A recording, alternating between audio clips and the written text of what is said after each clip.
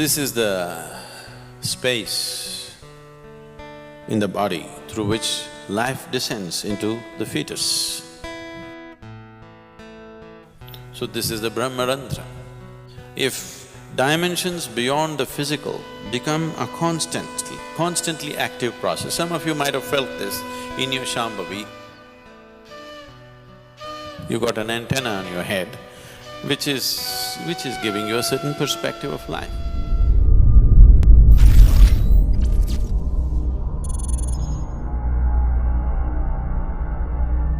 If you have a newborn baby in your home, you would see a certain part of the skull is not formed. Have you noticed this? So the child has to be handled gently, that part is just skin, there is no bone. So, this part in the yogic terminology is referred to as brahmrandhra. Randhra means a passage, like a small hole or a tunnel or a passage. So this is known as brahmrandhra. So this is the space in the body through which life descends into the fetus. Because life has descended into the fetus and life keeps its options open. Whether this body is capable of sustaining it or not, it keeps the options open.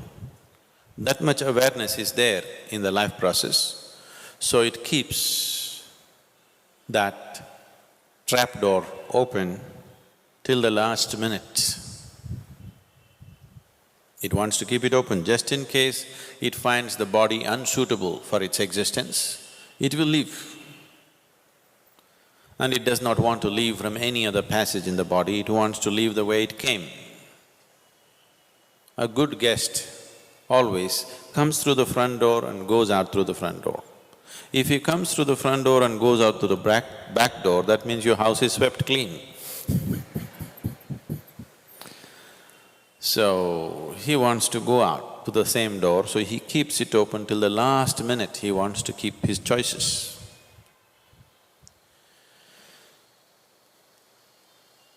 There are any number of… probably if there are doctors or obstetricians, you would know, there are any number of cases where by all medical parameters, the fetus is healthy, everything is fine, but for some reason, a stillbirth happens, simply because the life within is still choosing.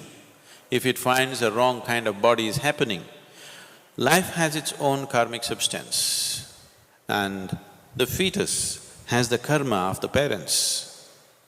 So, it has made its choice, it is 90% of the time it is correct or more, it is correct. Sometimes it is conscious that it could make a wrong choice.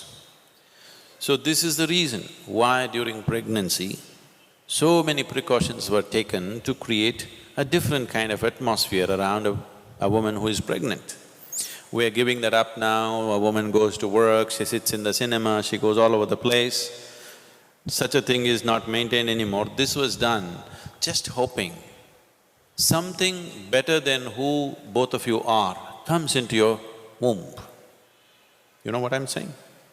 You are husband and wife, you are of a certain quality. You want your child to be of a higher quality than who you are, not just like you.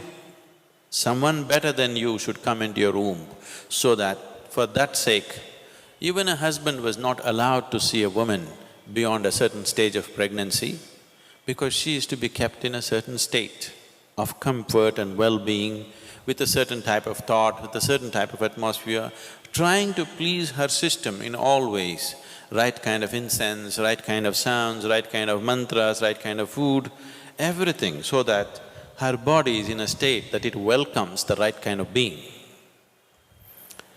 Maybe in today's world it is all these things are out of question.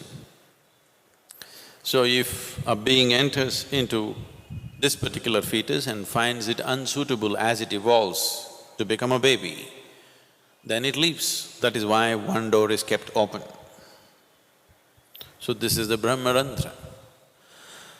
And even when you leave one day, you can leave whichever way. But if you leave through the brahmrandhra, it is the best way to live. If you live consciously whichever part of the body, it is fine. But if you can leave from there, it is the best way to live. So because there is lot of talk about this, there are books which have been written about it. One thing is, there's a huge possibility that individual people may start imagining things on top of their head or between their forehead, they keep imagining many things. Because you need to understand this, wherever you focus your mind, there will be some twitching. If you want, right now you experiment, hold your little finger like this and focus at the tip of this little finger, you will see within a minute's time there will be twitching. Any part of the body, if you focus your mind, some twitching you will notice.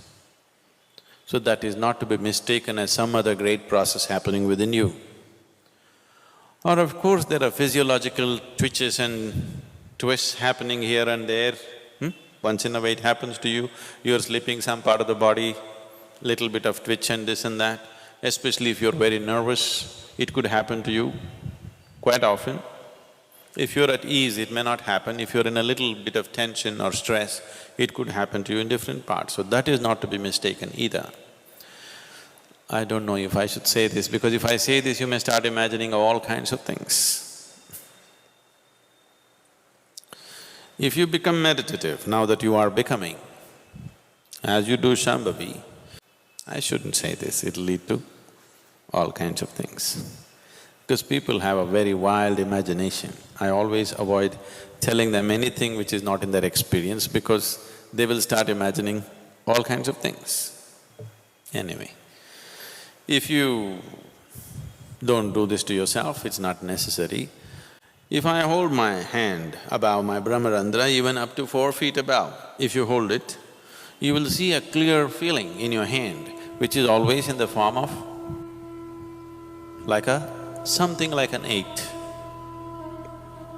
This will be always happening if you keep your energies in a certain way. This can happen to every human being, but it is happening within.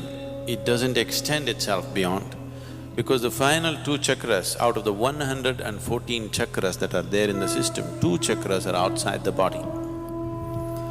If dimensions beyond the physical become a constantly active process, some of you might have felt this in your Shambhavi, for a few moments, you feel something beyond yourself has become active.